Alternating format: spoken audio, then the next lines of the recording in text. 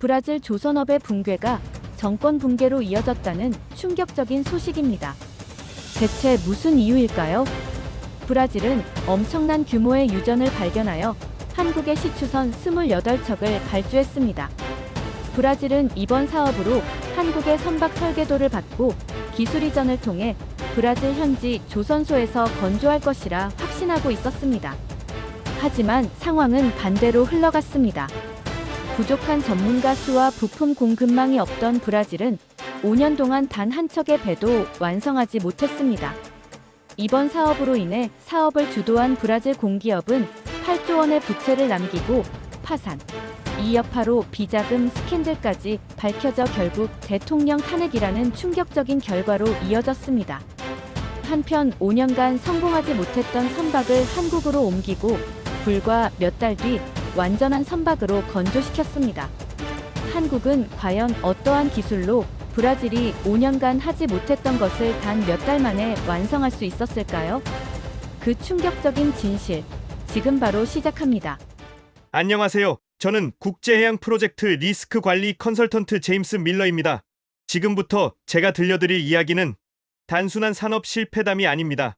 한 국가가 다른 국가의 기술력을 얼마나 처참하게 오판했는지, 그리고 그 대가가 얼마나 혹독했는지를 현장에서 목격한 저의 생생한 기록입니다.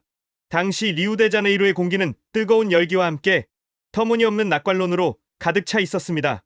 심해 5,000m 아래 잠들어 있던 프리솔트 유전이 발견되자 브라질 정부는 마치 로또 당첨금을 미리 가불에 쓰는 사람처럼 행동했습니다.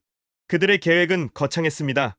단순히 석유를 파는 것을 넘어 이번 기회에 세계 최고의 조선 강국으로 도약하겠다는 야망이었습니다. 그리고 그 야망의 희생양 혹은 발판으로 지목된 것이 바로 한국이었습니다. 제가 처음 브라질 국영 에너지 기업 회의실에 들어갔을 때 벽면 가득 붙어 있던 것은 한국 조선소의 도크 사진과 복잡한 설계 도면이었습니다. 하지만 그들이 그 도면을 바라보는 눈빛에는 존경심이나 파트너로서의 대우는 전혀 없었습니다. 그저 돈을 주고 사온 설명서쯤으로 여기는 태도가 역력했습니다. 당시 회의를 주재하던 브라질 고위 관료는 한국 대표단이 없는 자리에서 공공연하게 이런 말을 했습니다. 한국은 그저 손이 빠르고 시키는 대로 잘 만드는 하청 기지일 뿐이라며 이제 그 기술의 원천인 설계도를 우리가 확보했으니 한국의 역할은 끝났다고 비웃었습니다. 그들은 선박 건조를 거대한 레고 조립 정도로 착각하고 있었습니다. 설계도라는 종이 뭉치만 있으면 자국의 저렴한 인건비로 뚝딱 만들어낼 수 있다고 믿었던 것입니다. 심지어 당시 브라질 언론과 서방의 일부 경제 전문가들조차 한국의 우려를 기울라고 치부했습니다. 한국이 독점하던 기술을 브라질이 흡수하면 한국 조선업은 5년 안에 몰락할 것이라는 섣부른 전망까지 내놓았습니다. 제가 리스크 관리 차원에서 한국조선소가 보낸 5만 페이지에 달하는 기술 사양서를 검토했을 때 저는 등골이 서늘해지는 것을 느꼈습니다. 그 안에는 단순한 치수나 재질을 넘어선 무언가가 있었습니다. 한국 측이 제시한 허용 오차 범위는 0.5mm였습니다. 거대한 시추선을 만드는데 머리카락 굵기만 한 오차도 허용하지 않겠다는 뜻이었습니다. 저는 이 수치를 보고 브라질 현장 책임자에게 경고했습니다. 이 정도 정밀도는 숙련된 장인이 아니면 불가능한 수치라며 한국의 관리 감독이 절대적으로 필요하다고 조언했습니다. 하지만 돌아온 대답은 비웃음뿐이었습니다. 배 길이가 300m가 넘는데 1cm 정도 틀어지는 게 무슨 대수냐며? 한국인들은 너무 융통성이 없고 겁이 많다는 조롱 섞인 반응이었습니다. 그들은 한국이 제시한 까다로운 공정 기준을 무시하고 자신들만의 방식대로 해석하기 시작했습니다. 당시 제가 만났던 유럽의 엔지니어들도 비슷한 반응이었습니다. 한국이 반도체나 좀 만들지, 이런 거대한 중공업 분야에서는 아직 서구의 전통을 따라오려면 멀었다고 평가절하했습니다. 그들은 한국의 기술력을 단순히 성실함에서 나오는 노동, 집약적 결과물로만 해석했습니다. 사실 저조차도 그때는 몰랐습니다. 한국이 보낸 설계도 이면에는 눈에 보이지 않는 거대한 시스템이 작동하고 있었다는 것을 말입니다. 그것은 단순한 용접 기술이나 조립 능력이 아니었습니다. 한국은 이미 전 세계가 상상조차 하지 못한 디지털 기반의 공정관리 시스템과 특수 소재 가공 기술을 선박 건조에 적용하고 있었습니다. 하지만 브라질은 이 보이지 않는 기술의 실체를 파악하지 못한 채 겉으로 드러난 철판과 크레인만 흉내 내기에 급급했습니다. 그들은 한국 기술자들이 강조했던 온도와 습도에 따른 철의 수축률 데이터마저 무시했습니다. 브라질의 뜨거운 태양 아래서 철판이 어떻게 변형되는지 계산조차 하지 않고 작업을 강행했습니다. 브라질 현지 조선소의 아침은 희망찬 기계음이 아닌 고함과 욕설로 시작되는 날이 더 많았습니다. 제가 현장에 머물던 6개월 차에 접어들었을 때 조선소 도크에는 거대한 철제 구조물들이 흉물처럼 방치되어 있었습니다. 선박 건조의 핵심은 거대한 레고 블록처럼 만들어진 수백 개의 선체 조각을 한치의 오차도 없이 결합하는 블록 조립 공법에 있습니다. 한국 조선소에서는 이 거대한 블록들이 마치 자석에 이끌리듯 부드럽게 결합되는 것이 일상이었지만 브라질에서는 매일매일이 물리 법칙과의 전쟁이었습니다. 가장 충격적이었던 사건은 선체 중앙부에 들어갈 3,000톤급 메가 블록을 조립하던 날이었습니다. 크레인이 블록을 들어 올려 기존 선체 위에 내려놓는 순간 현장은 침묵에 휩싸였습니다. 접합면이 맞지 않아 무려 15cm나 틈이 벌어졌기 때문입니다. 한국 엔지니어들이 사전에 경고했던 열변형 데이터를 무시하고 브라질 작업자들이 떼약볕 아래서 용접을 강행한 결과 철판이 엿가락처럼 휘어버린 것입니다. 정상적인 상황이라면 작업을 중단하고 정밀 진단을 해야 했지만 당시 브라질 관리자들의 선택은 상식을 벗어난 것이었습니다. 그들은 유압잭 수십 개를 가져와 억지로 철판을 구부려 틈을 메우라고 지시했습니다. 쇠를 강제로 늘려서 맞추겠다는 발상은 정밀공학에서는 있을 수 없는 자살행위나 다름없었습니다. 결국 억지로 용접된 부위는 내부 응력을 견디지 못하고 며칠 뒤 굉음과 함께 터져나갔습니다. 제가 작성한 보고서에 따르면 이 단 한 번의 실패로 날려버린 특수 강판 비용만 40억 원에 달했고 복구 작업에만 3개월이 소요되었습니다. 하지만 브라질 정부와 국영기업은 이를 단순한 시행착오라며 축소 발표했습니다. 그들은 여전히 한국이 가진 기술을 폄하하며 우리가 인력이 부족해서 실수한 것이지 기술이 없어서가 아니라고 변명했습니다. 설상가상으로 브라질 정부가 강력하게 추진했던 부품 국산화 정책은 현장을 더 깊은 수렁으로 밀어 넣었습니다. 계약 조건에 따라 선박에 들어가는 밸브와 파이프의 65%를 브라질 자국산으로 써야 했는데 이것이 결정타가 되었습니다. 브라질 현지 업체들이 납품한 고압 밸브 500개를 전수조사한 결과 놀랍게도 90%인 450개가 불량 판정을 받았습니다. 압력을 가하자마자 밸브가 터지거나 미세한 균열이 발생해 가스가 새어나왔습니다. 심해의 엄청난 수압을 견뎌야 하는 시추선에 이런 부품을 쓴다는 것은 바다 위에 시한폭탄을 띄우는 것과 같았습니다. 제가 당시 한국 조선소 본사에 연락해 이 상황을 공유했을 때 한국 측 담당자의 반응은 의외로 담담했습니다. 그는 마치 이 모든 사태를 예견했다는 듯 도면은 흉내 낼 수 있어도 수십 년간 축적된 데이터베이스는 훔칠 수 없을 것이라며 짧게 답했습니다. 그제야 저는 한국이 단순히 설계도만 넘겨준 것이 아니라 그 설계도를 구현하기 위해 필요한 수만 가지의 공정 제어 노하우, 즉 그들만의 비장의 무기는 철저히 숨겼다는 것을 깨달았습니다. 한국은 이미 가상 공간에서 선박을 미리 지어보고 발생할 수 있는 모든 오차를 시뮬레이션하는 시스템을 갖추고 있었지만 브라질은 그저 맨 땅에 헤딩하듯 실전에서 실패를 반복하고 있었던 것입니다. 세계 해운 업계의 시선도 차가워지기 시작했습니다. 영국의 로이드 성급협회 검사관들은 브라질 조선소를 방문한 뒤 고개를 저으며 혀를 찼습니다. 그들은 사석에서 한국이 30년 걸려 만든 시스템을 브라질이 3년 만에 돈으로 사려 했다는 것 자체가 코미디라며 이 프로젝트는 절대 완성될 수 없다고 단언했습니다. 하지만 브라질 정부는 멈추지 않았습니다. 이미 쏟아부은 돈이 너무 많았기 때문입니다. 그들은 정권의 명운을 걸고 이 프로젝트를 성공시켜야만 했고 실패를 인정하는 순간 정권 붕괴로 이어질 수 있다는 두려움에 사로잡혀 있었습니다. 그래서 그들은 더 무리한 지시를 내렸고 더 많은 예산을 밑 빠진 독에 붓기 시작했습니다. 그러던 중 결정적인 사건이 발생했습니다. 브라질이 자체 기술로 겨우 완성했다고 주장하며 첫 번째 시추선을 바다에 띄우는 진수식을 강행하려 한 것입니다. 내부 배관도 연결되지 않았고 용접 검사도 통과하지 못한 껍데기뿐인 배를 정치적인 쇼를 위해 띄우려 했습니다. 한국 엔지니어들은 위험하다며 강력히 만류했지만 브라질 관료들은 듣지 않았습니다. 대통령이 참석하는 행사라며 무조건 배를 물에 띄우라는 지시가 내려졌고 그것은 돌이킬 수 없는 재앙의 신호탄이었습니다. 그날의 진수식은 브라질 조선업의 화려한 대비 무대가 아니라 처참한 장례식이었습니다. 대통령과 수많은 외빈이 지켜보는 가운데 도크에 물이 차오르기 시작하자 거대한 시추선은 중심을 잡지 못하고 서서히 한쪽으로 기울기 시작했습니다.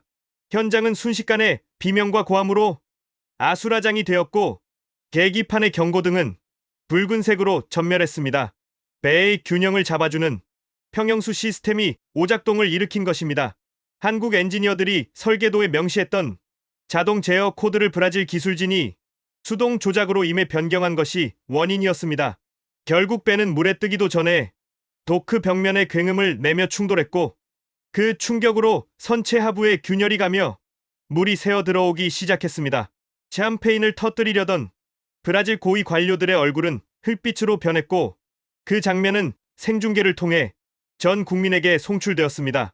이것은 단순한 사고가 아니라 브라질이 꿈꾸던 제조 강국의 허상이 무너져 내리는 순간이었습니다. 이 사고 이후 브라질의 몰락은 브레이크 없는 기관차처럼 가속화되었습니다. 기술적 실패는 곧바로 재무적 재앙으로 이어졌습니다. 시추선 28척을 발주하며 사업을 주도했던 국영기업 세치 브라질은 눈덩이처럼 불어난 손실을 감당하지 못하고 파산 보호 신청을 했습니다. 그들이 남긴 부채는 무려 8조 원에 달했습니다. 브라질 정부는 국민 세금으로 이 구멍을 메우려 했지만 역부족이었습니다. 감사 결과는 더욱 충격적이었습니다. 배를 만드는 데 쓰여야 할 자금이 정치인들의 비자금과 뇌물로 흘러 들어간 사실이 밝혀진 것입니다. 기술력을 키우는 대신 로비스트를 고용해 계약을 따내고 검증되지 않은 부품 업체를 선정해 뒷돈을 챙긴 비리의 사슬이 만천하에 드러났습니다. 한국 조선사들이 수차례 경고했던 공급망 관리의 중요성은 뇌물을 주고받는 과정에서 철저히 무시되었습니다. 결국 이 거대한 부패 스캔들은 브라질 전역을 분노로 들끓게 했고 거리에는 수백만 명의 시위대가 쏟아져 나왔습니다. 그들은 더 이상 일자리 창출이라는 장밋빛 환상을 믿지 않았습니다. 시위대는 멈춰버린 조선소와 녹슬어가는 시추선을 가리키며 정부의 무능과 부패를 성토했습니다. 이 파장은 결국 정치권으로 번져 호세프 대통령의 탄핵이라는 헌정 사상 초유의 사태를 불러왔습니다. 조선업 육성 실패가 한 나라의 정권을 무너뜨리는 결정적인 트리거가 된 것입니다. 조선소 현장은 유령 도시처럼 변했습니다.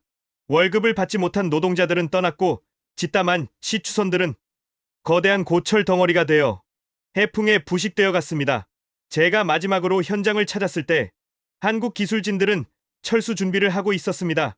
그들은 짐을 싸면서도 씁쓸한 표정을 감추지 못했습니다. 한 한국인 엔지니어는 저에게 이렇게 말했습니다. 우리는 브라질에 배를 만드는 법을 가르쳐주려 했지만 그들은 배를 이용해 돈을 빼돌리는 법만 연구했습니다. 기술은 정직한 땀을 배신하지 않지만 거짓된 욕망은 기술을 가질 자격이 없다는 그의 말은 뼈저리게 다가왔습니다. 한국은 이미 예견된 손실을 감수하고 브라질이 지급하지 못한 미수금이 수천억 원에 달했음에도 불구하고 마지막까지 현장을 지키며 최소한의 유지 보수를 해주고 떠났습니다. 이는 단순한 비즈니스 매너를 넘어선 한국 특유의 책임감이었습니다. 브라질 정부가 뒤늦게 사태를 수습하려 했을 때 그들은 치명적인 사실을 깨달았습니다. 한국 기술진이 철수하자마자 조선소의 모든 시스템이 마비되었다는 점입니다. 설계도는 그대로 남아 있었고 장비도 그 자리에 있었지만 아무것도 작동하지 않았습니다. 마치 영혼이 빠져나간 육체처럼 거대한 설비들은 고철 덩어리에 불과했습니다. 한국이 설계도와 함께 제공했던 운영 매뉴얼은 수천 페이지에 달했지만 그 안에는 진짜 핵심인 공정 최적화 알고리즘이 빠져 있었습니다. 그것은 한국 본사의 중앙 서버와 연결되어야만 작동하는 클라우드 기반의 관리 시스템이었기 때문입니다. 브라질은 하드웨어만 베끼면 된다고 생각했지만 한국 기술의 본질은 눈에 보이지 않는 소프트웨어 파워에 있었습니다. 이 시스템 없이는 수백만 개의 부품이 들어가는 시추선의 자재 관리와 공정 순서를 조율하는 것이 불가능했습니다. 한국은 전 세계 어느 조선소에서도 시도하지 못한 초격차 기술을 보유하고 있었지만 이를 굳이 자랑하거나 공개하지 않았을 뿐입니다. 그들은 침묵 속에 이 기술을 숨겨두고 있었고 브라질이 오만하게 굴 때도 그저 지켜만 보았습니다. 결국 브라질은 한국이라는 두뇌가 사라지자 손발조차 움직일 수 없는 식물인간 상태가 되어버렸습니다. 정권 붕괴라는 최악의 시나리오를 맞이한 브라질 신정부에게 남은 선택지는 없었습니다. 해안가에 방치된 미완성 시추선들은 국가적 수치이자 해결해야 할 거대한 빚더미였습니다. 결국 그들은 마지막 자존심을 내려놓고 한국행 비행기에 올랐습니다. 1년 전 한국 기술자들을 쫓아내듯 내보냈던 그들이 이제는 제발 배를 완성해달라며 고개를 숙이는 상황이 연출된 것입니다. 협상 테이블에서의 분위기는 일방적이었습니다. 브라질 측은 한국이 제시하는 모든 조건을 수용하겠다고 밝혔습니다. 추가 비용 전액 부담은 물론 공정 방식에 대한 전권 위임까지 약속했습니다. 과거 계약서에 독소 조항으로 박혀있던 기술 이전 요구는 흔적도 없이 사라졌고 오직 배를 물에 띄워만 달라는 절박한 호소만이 남았습니다. 이윽고 역사상 유례없는 대수송 작전이 시작되었습니다. 브라질 현지에서 건조가 중단된 거대한 선체 블록들을 특수 운반선에 실어 지구 반대편 한국으로 옮기는 작업이었습니다. 이동거리만 무려 2만 킬로미터에 달하는 대장정이었습니다. 브라질 리우항을 떠난 선체들이 45일간의 항해 끝에 한국의 거제와 울산 조선소 앞바다의 모습을 드러냈을 때 저는 항구에서 그 장면을 지켜보고 있었습니다. 녹이 슬고 여기저기 찌그러진 브라질산 선체는 마치 전쟁터에서 돌아온 부상병처럼 처참한 몰골이었습니다. 하지만 한국 조선소의 도크에 그 거대한 덩어리가 안착하는 순간부터 상황은 180도 달라지기 시작했습니다. 브라질에서는 5년 동안 제자리 걸음이었던 작업이 한국에서는 불과 5시간 만에 본 궤도에 올랐습니다. 한국 엔지니어들은 선체가 도착하자마자 정밀 진단에 착수했습니다. 여기서 브라질 관료들은 첫 번째 충격을 받았습니다. 한국 기술진이 자화줄자를 들고 뛰어다니는 대신 드론 수십 대를 띄워 선체를 3차원 스캔하기 시작했기 때문입니다. 그들이 보유한 기술은 단순한 측량이 아니었습니다. 드론이 보내온 데이터를 실시간으로 디지털 트윈 시스템에 입력하자 모니터 화면에는 선체의 비틀림과 균열 부위가 붉은색으로 적나라하게 표시되었습니다. 브라질 기술자들이 몇 달 걸려 찾아내던 결함을 한국은 단 30분 만에 시각화해낸 것입니다. 진단 결과는 참혹했습니다. 브라질에서 용접한 부위의 85%가 불량 판정을 받았습니다. 겉으로 보기엔 멀쩡해 보였지만 엑스레이 투시 결과 내부에는 기포와 균열이 가득했습니다. 한국 현장 소장은 망설임 없이 재작업을 지시했습니다. 여기서 놀라운 광경이 펼쳐졌습니다. 브라질에서는 불량 부위를 뜯어내는 데만 일주일이 걸렸던 작업이 한국에서는 자동화 절단 로봇에 의해 반나절 만에 끝났습니다. 마치 외과 수술을 하듯 불량 부위만 정확하게 도려내는 정교함에 참관 온 브라질 관계자들은 입을 다물지 못했습니다. 그들은 자신들이 5년 동안 대체 무슨 짓을 한 것인지 자괴감이 든다며 고개를 떨구었습니다. 철거가 끝나고 본격적인 재조립이 시작되자 한국이 숨겨왔던 진정한 격차가 드러났습니다. 그것은 바로 스마트 야드 시스템이었습니다. 거대한 조선소 전체가 하나의 유기체처럼 연결되어 움직이고 있었습니다. 자재 창고에서 철판이 출고되는 순간부터 절단 용접 도장 조립에 이르는 모든 과정이 인공지능에 의해 초단위로 통제되고 있었습니다. 브라질에서는 부품 하나를 찾느라 작업자들이 하루 종일 창고를 뒤졌지만 한국에서는 무인 운반 차량이 정확한 시간에 정확한 위치로 자재를 배달했습니다. 용접공들은 태블릿 PC를 통해 자신의 작업량을 실시간으로 확인했고 관리자는 사무실에 앉아 수천 명의 작업 상황을 한눈에 파악했습니다. 이 압도적인 효율성 덕분에 브라질에서 1년 동안 진행하지 못했던 공정이 한국에서는 불과 2주 만에 마무리되었습니다.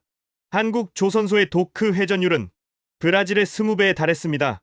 수치상으로 도저히 불가능해 보이는 속도였기에 일부 해외 언론은 한국이 부실 공사를 하는 것이 아니냐는 의혹을 제기하기도 했습니다. 하지만 로이드 성급의 검사관이 현장을 불시해 방문해 용접 품질을 테스트했을 때 결과는 무결점이었습니다. 오차 범위 0mm, 완벽한 시공이었습니다. 검사관은 브라질에서 엉망이 되었던 배가 한국의 손을 거치자마자 명품으로 변하고 있다며 이것은 기술을 넘어선 마법에 가깝다고 평가했습니다. 브라질 조선업의 붕괴와 정권 붕괴를 초래했던 그 골치 아픈 선박들이 한국의 앞선 시스템 안에서 누구보다 빠르게 제 모습을 찾아가고 있었습니다. 한국 조선소에서 벌어지는 작업 속도는 물리적인 상식을 뛰어넘는 수준이었습니다. 브라질 현지에서는 1년이 걸려도 해결하지 못했던 선체 블록 결합 공정이 한국에서는 단 하루 만에 끝나버리는 기현상이 벌어졌기 때문입니다. 당시 현장에 파견 나와 있던 브라질 감리단과 해외 언론들은 이 믿기 힘든 속도를 두고 처음에는 의심의 눈초리를 보냈습니다. 그들은 한국이 납기를 맞추기 위해 안전 규정을 무시하고 날림 공사를 하고 있다며 수군거렸고 심지어 일부 유럽 엔지니어들은 한국이 데이터를 조작하고 있다는 억측까지 제기했습니다. 그들의 상식으로는 30만 톤급 시추선을 이렇게 빨리 조립하는 것은 불가능했기 때문입니다. 기존의 조선업 상식으로는 수백 개의 블록을 하나하나 용접하고 검사하는 데만 최소 6개월이 소요되는 것이 정석이었습니다. 하지만 그들은 한국이 조선업의 패러다임 자체를 바꾸어 놓았다는 사실을 전혀 모르고 있었습니다. 그들의 의심이 경악으로 바뀌는 데는 그리 오랜 시간이 걸리지 않았습니다. 그 결정적인 순간은 바로 한국이 숨겨왔던 비장의 무기 중 하나인 1만 톤급 해상 크레인이 가동되던 날이었습니다. 세계 최대 규모를 자랑하는 이 괴물 같은 장비가 움직이기 시작하자 현장의 모든 소음이 묻혀버릴 만큼 웅장한 기계음이 울려 퍼졌습니다. 한국은 브라질이 했던 것처럼 작은 블록을 하나하나 용접하는 재래식 방법을 쓰지 않았습니다. 대신 지상에서 이미 완벽하게 조립된 아파트 15층 높이의 거대한 매가 블록을 통째로 들어 올려 마치 레고 블록을 끼우듯 한 번에 조립하는 기가 블록 공법을 선보였습니다. 브라질 관료들은 입을 다물지 못했습니다. 브라질 조선소에서는 500톤짜리 블록 하나를 옮기는데도 크레인 4대가 동원되어 일주일 내내 끙끙거렸는데 한국은 그 20배가 넘는 무게를 단 하나의 크레인으로 가볍게 들어 올렸기 때문입니다. 하지만 진짜 충격은 단순한 힘이 아니었습니다. 바로 그 거대한 쇳덩어리를 다루는 믿을 수 없는 정교함이었습니다. 1만 톤이 넘는 블록이 허공에 매달려 기존 선체 위로 내려오는 순간 현장 상황실의 모니터에는 수천 개의 숫자가 실시간으로 춤을 추기 시작했습니다. 한국이 독자 개발한 위치 제어 시스템이 작동하고 있었습니다. 이 시스템은 바람의 속도와 기온 습도는 물론 크레인 와이어의 장력 변화까지 실시간으로 계산해 블록의 위치를 마이크로미터 단위로 조정하고 있었습니다. 당시 현장에는 초속 10m의 강한 바닷바람이 불고 있었지만 공중에 매달린 거대한 철제 구조물은 미동조차 하지 않고 정확한 좌표를 향해 내려오고 있었습니다. 브라질 엔지니어들이 숨을 죽이고 지켜보는 가운데 거대한 블록이 기존 선체와 맞닿는 순간이 다가왔습니다. 쾅하는 충돌음이 날 것이라는 그들의 예상과 달리 두 개의 거대한 철 덩어리는 마치 솜털이 내려앉듯 부드럽게 결합되었습니다. 현장 계측기가 가리킨 최종 오차는 불과 3mm였습니다. 축구장 3개 크기의 구조물을 조립하는데 오차가 쌀한 톨 크기도 되지 않았습니다. 이를 지켜보던 노르웨이의 선박 검사관은 자신의 눈을 의심하며 계측기가 고장 난 것 같으니 다시 측정하자고 요구했습니다. 하지만 3번을 다시 측정해도 결과는 같았습니다. 그제야 외국 엔지니어들은 인정할 수밖에 없었습니다. 한국은 배를 만드는 것이 아니라 바다 위에서 반도체를 조립하고 있다는 것을 말입니다. 이것은 단순한 조선업이 아니었습니다. IT 기술과 중공업이 완벽하게 결합된 4차 산업혁명의 결정체였습니다. 브라질이 5년 동안 수조 원을 들이부으며 흉내 내려고 했던 것은 껍데기뿐이었고 그 안을 채우는 이 압도적인 소프트웨어 기술은 100년을 따라가도 잡을 수 없는 격차였습니다. 브라질 재무장관은 이 광경을 보고 고개를 떨구며 우리는 불을 발견한 원시인 앞에서 스마트폰을 든 현대인을 본 것 같다는 자조 섞인 말을 남겼습니다. 더욱 놀라운 일은 그 다음이었습니다. 한국조선소는 단순히 브라질이 주문한 대로만 배를 만들지 않았습니다. 그들은 브라질이 건네준 설계도가 이미 5년 전 기술이라 현재 국제회사, 기구, 환경 규제 기준을 충족하지 못한다는 사실을 간파하고 있었습니다. 만약 그대로 만들었다면 배가 완성되더라도 유럽이나 북미 등 국제 항로 운항이 불가능한 고철이 될 뻔한 상황이었습니다. 한국 엔지니어들은 브라질 정부의 추가 요청이 없었음에도 불구하고 자체적으로 엔진 시스템을 친환경 스마트 엔진으로 업그레이드하는 결단을 내렸습니다. 배관 설계를 전면 수정해 연료 효율을 30%나 높이고 유해가스 배출을 획기적으로 줄이는 최신 기술을 몰래 적용해 둔 것입니다. 나중에 이 사실을 알게 된 브라질 측이 왜 비용도 더 받지 않고 비싼 기술을 적용했냐고 묻자 한국 현장 소장은 무심하게 대답했습니다. 우리 손을 거친 배가 국제 항구에서 입항 거부를 당하는 꼴은 볼 수 없기 때문입니다. 한국산이라는 이름표가 붙는 이상 그것은 최고여야 한다는 한국 기술자들의 무서운 자존심이었습니다. 이 소식은 해운 업계에 빠르게 퍼져나갔고 한국을 경쟁자로 여기던 중국과 일본 조선업계마저 침묵하게 만들었습니다. 그들은 한국이 단순히 하청기지가 아니라 기술의 표준을 만드는 리더라는 사실을 뼈저리게 실감했습니다. 선체 조립 공정이 모두 마무리되고 마침내 이 거대한 시추선의 진가를 증명할 최종 성능 테스트, 즉 해상 시운전의 날이 밝았습니다. 조선소 앞바다는 마치 한국 기술진을 시험하려는 듯 거친 파도가 일렁이고 있었고 하늘은 금방이라도 폭우를 쏟아부을 듯 검게 물들어 있었습니다. 시운전을 참관하기 위해 브릿지에 오른 브라질 고위 관료들의 표정은 사색이 되어 있었습니다. 그들에게는 지우고 싶은 트라우마가 있었기 때문입니다. 과거 브라질에서 무리하게 진수식을 강행하다가 배가 기울어지는 사고를 겪었던 그 공포가 되살아난 것입니다. 만약 한국에서도 비슷한 사고가 발생한다면 브라질의 에너지 산업 재건은 영원히 불가능해질 것이 뻔했습니다. 하지만 한국의 시운전 총괄팀장은 창밖의 매서운 파도를 무심하게 바라보며 담담하게 엔진 시동 버튼을 눌렀습니다. 거대한 시추선의 심장이 묵직한 저음의 진동과 함께 깨어났고 배는 예인선의 도움 없이 스스로 거친 물살을 가르며 먼 바다로 나아갔습니다. 이날 시운전의 하이라이트는 드릴십의 생명이라고 할 수 있는 자동 위치 제어 시스템, 즉 DPSDPS의 극한 성능 테스트였습니다. 이것은 수심 3,000m의 심해에서 시추 작업을 할 때 파도와 조류, 그리고 바람의 영향을 실시간으로 계산해 배의 위치를 오차 범위 1m 이내로 고정해야 하는 최고 난이도의 기술입니다. 만약 배가 파도에 밀려 조금이라도 움직인다면 해저 깊숙이 박혀있는 수천 미터짜리 시추 파이프가 엿가락처럼 휘어지거나 부러져 대규모 기름 유출 사고로 이어질 수 있기 때문입니다. 브라질이 5년 동안 천문학적인 돈을 쏟아붓고도 단 한 번도 성공하지 못했던 기술이자 전 세계에서도 북유럽의 소수 엔지니어링 회사만이 독점하고 있던 성역과도 같은 분야였습니다. 브라질 관료들은 한국이 배껍데기는 기가 막히게 만들었을지 몰라도 이 고도화된 제어 시스템만큼은 결국 유럽의 기술을 빌려왔을 것이라고 확신하고 있었습니다. 테스트 해역에 도착하자 상황은 더욱 악화되었습니다. 초속 15m의 강풍이 배를 강타했고 파고는 4m에 육박했습니다. 보통의 상선이라면 항해를 멈추고 피항해야 할 정도의 악천후였습니다. 브라질 기술진은 위험하다며 테스트를 연기하자고 소리쳤습니다. 하지만 한국 팀장은 들은 척도 하지 않고 모니터를 응시하며 시스템 가동 명령을 내렸습니다. 그 순간 선체 하부에 장착된 6개의 추진기인 아지무스 스러스터가 360도로 회전하며 일제히 물살을 뿜어내기 시작했습니다.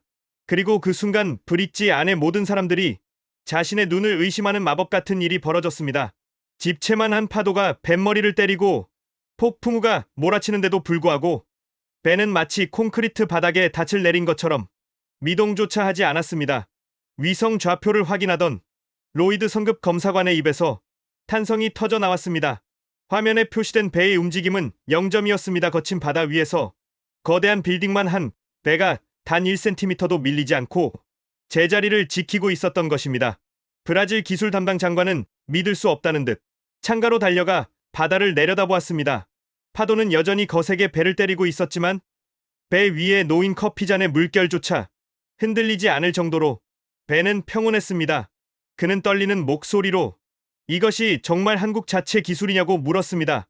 옆에 있던 한국 엔지니어는 고개를 끄덕이며 모니터 화면을 가리켰습니다. 그곳에는 수만 개의 데이터가 실시간으로 처리되고 있었습니다.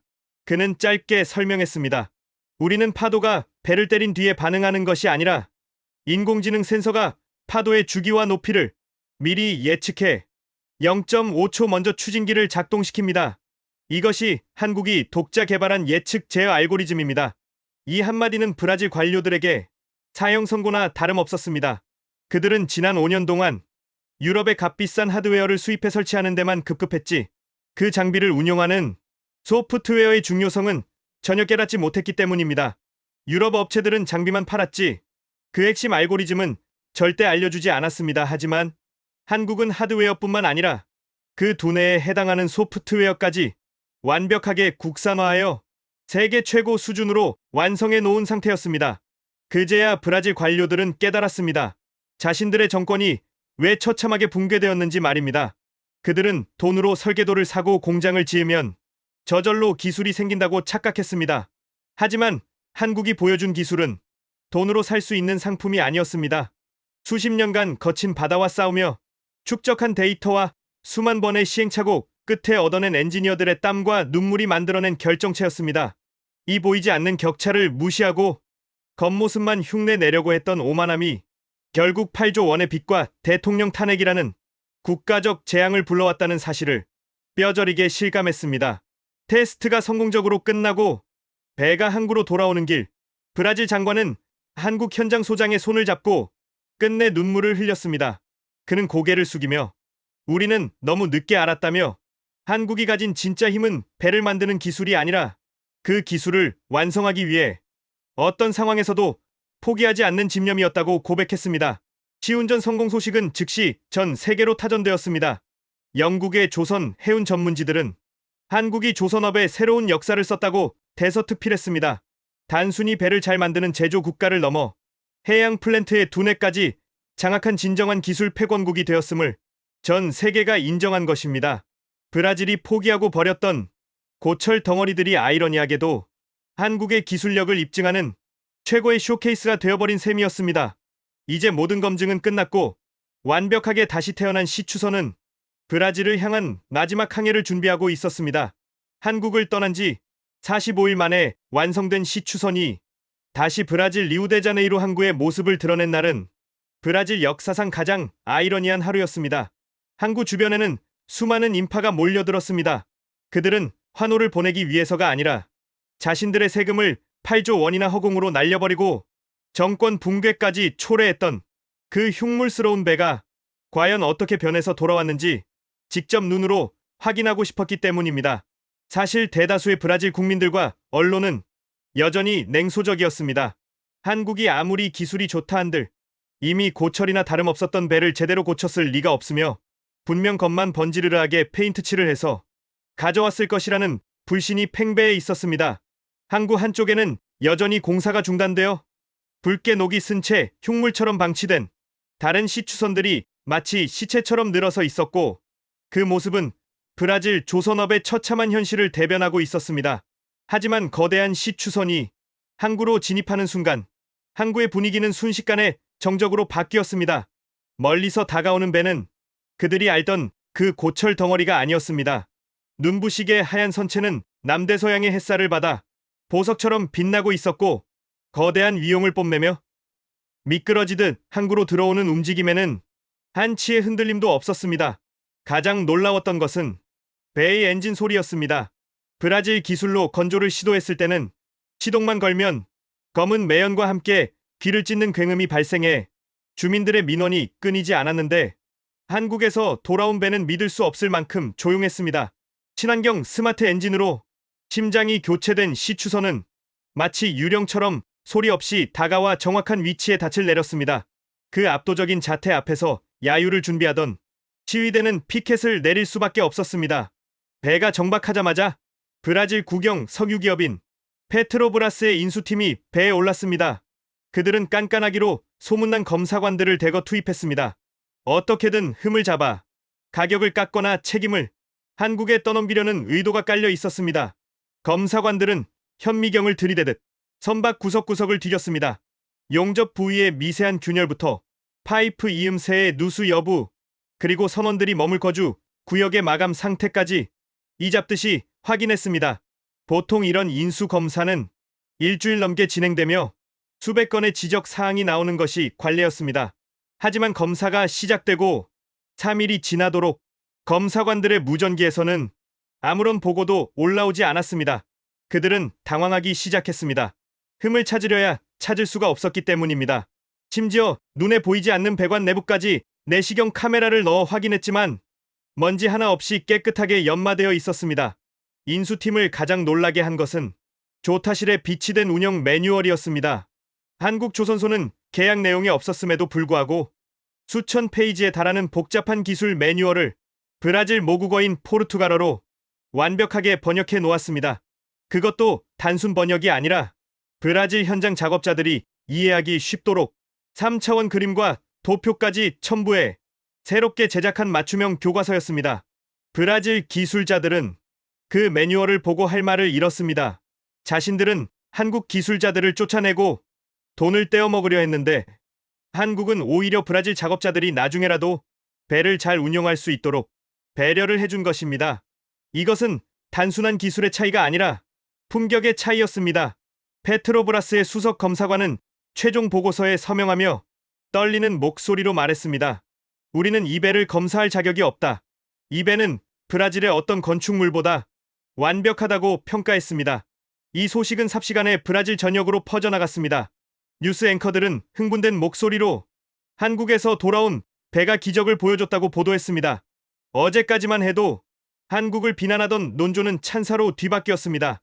브라질의 새로운 에너지 장관은 공식 기자회견에서 고개를 숙였습니다. 그는 우리는 한국에게 빚을 졌다. 돈으로 갚을 수 있는 빚이 아니라 신뢰라는 빚을 졌다며 한국 조선업의 저력에 경의를 표했습니다. 항구에 방치되어 녹슬어가던 브라질산 시추선과 그 옆에 위풍당당하게 떠있는 한국산 시추선의 극명한 대비는 100마디 말보다 더 강력한 메시지를 던졌습니다. 브라질 국민들은 그 두 배를 번갈아 바라보며 기술은 거짓말을 하지 않는다는 냉혹한 진실을 목격했습니다. 한국 기술진이 마지막으로 배를 넘겨주고 떠나던 날 항구에는 묘한 기류가 흘렀습니다. 브라질 작업자들은 한국 엔지니어들의 손을 잡고 놓지 않았습니다. 불과 1년 전 그들을 쫓아낼 때의 적개심은 사라지고 그 자리에는 존경심과 부끄러움이 가득 차 있었습니다. 한 브라질 용접공은 한국인 팀장에게 서툰 한국어로 미안하다 그리고 고맙다는 말을 건넸습니다. 한국 팀장은 그저 웃으며 어깨를 두드려 주었습니다. 한국은 브라질이 저지른 최악의 실수를 최고의 결과물로 덮어주었습니다. 그것은 무너진 브라질 조선업의 자존심을 세워주는 동시에 한국 조선업이 세계 어느 곳에서도 넘볼 수 없는 절대적인 위치에 있음을 스스로 증명하는 가장 우아한 복수였습니다. 브라질 정부는 이 배의 이름을 국가의 희망이라는 뜻의 에스페란사로 명명하며 재기를 꿈꿨지만 정작 그 희망을 만들어준 것은 지구 반대편의 작은 나라 한국이었습니다. 에스페란사호가 브라질 심해 유전 프리솔트 해역에서 첫 원유를 퍼올리던 날 전 세계 에너지 시장은 다시 한번 충격에 휩싸였습니다. 브라질이 자체적으로 시도했을 때는 5년 동안 단 한 방울의 석유도 캐내지 못한 채 8조 원의 빚만 남겼지만 한국이 손본 배는 가동 첫날부터 일일 생산량 20만 배럴이라는 경이로운 기록을 달성했기 때문입니다. 이것은 당초 목표치를 20%나 초과한 수치였으며 브라질 석유 개발 역사상 최고의 효율이었습니다. 브라질 정부는 환호했습니다. 이 배 한 척이 벌어들이는 수익이 하루에만 수십억 원에 달했기 때문입니다. 멈춰있던 브라질의 심장이 한국의 기술 덕분에 다시 뛰기 시작한 것입니다. 더욱 놀라운 것은 가동률이었습니다. 보통 심해 시추선은 높은 파도와 복잡한 장비 문제로 인해 연간 가동률이 80%만 돼도 성공적이라고 평가받습니다. 하지만 한국이 건조한 이 배는 가동 1년이 지나도록 단 한 번의 고장도 없이 99.9%라는 기적적인 가동률을 기록했습니다. 악천후 속에서도 한국산 위치 제어 시스템은 배를 흔들림 없이 잡아주었고 스마트 엔진은 연료비를 30%나 절감시켜 주었습니다.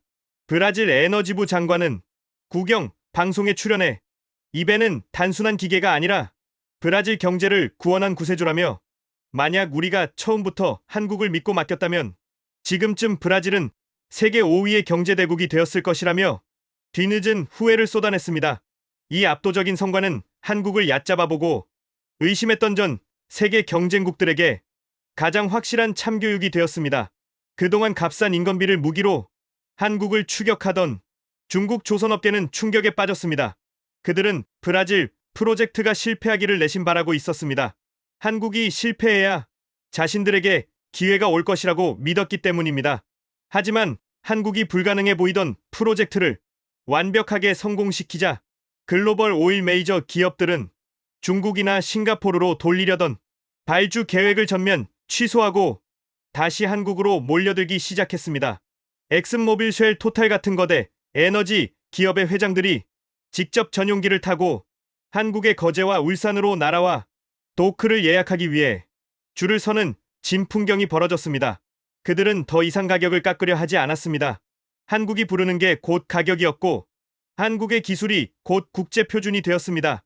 이 과정에서 한국이 숨기고 있던 마지막 비장의 무기이자 진정한 힘의 정체가 드러났습니다. 그것은 눈에 보이는 하드웨어나 소프트웨어를 넘어선 위기관리 시스템이라는 무형의 자산이었습니다. 세계 전문가들은 한국의 성공 요인을 분석하며 이렇게 결론지었습니다. 다른 나라들은 계약서에 적힌 대로만 배를 만든다 하지만 한국은 발생할 수 있는 모든 위기 상황을 예측하고 그것을 해결할 솔루션까지 배와 함께 제공한다. 브라질이 파산하고 프로젝트가 멈췄을 때 다른 나라 기업들은 위약금을 청구하고 떠났지만 한국은 끝까지 책임을 지고 문제를 해결했습니다.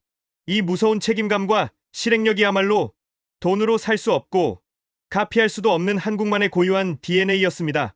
이 사건 이후 세계 조선업의 판도는 완전히 재편되었습니다.